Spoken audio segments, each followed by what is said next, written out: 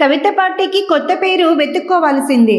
కవిత స్థాపించిన తెలంగాణ రక్షణ సేన పార్టీకి భారత ఎన్నికల సంఘం షాక్ ఇచ్చింది.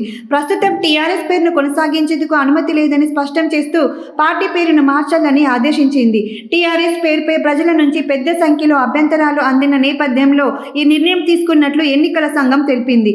తెలంగాణ అస్తిత్వం భావోద్వేగాలకు ముడిపడిన టీఆర్ఎస్ పేరును మరో రాజకీయ పార్టీ వినియోగించడంపై తెలంగాణ నలుమూలల నుంచి వేల సంఖ్యలో ఫిర్యాదులు అంచాయని పేర్కొంది.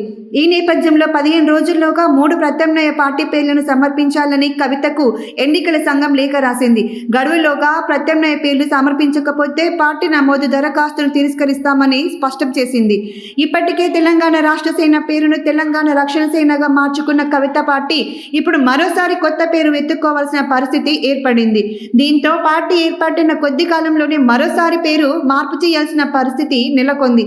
అయితే కవిత పార్టీకి టీఆర్ఎస్ పేరు పెట్టడం మొదటి నుంచి అభ్యంతరాలు వ్యక్తమయ్యాయి. ఒకప్పటి తెలంగాణ రాష్ట్ర సమితి పేరుతో పోలిక ఉండటంతో ప్రజల్లో గందరగోళం ఏర్పడుతుందని, తెలంగాణ ఉద్యమంతో ముడిపడిన పేరును కొత్త పార్టీ ఉపయోగించరాదంటూ పలువురు ఎన్నికల సంఘానికి ఫిర్యాదులు చేశారు.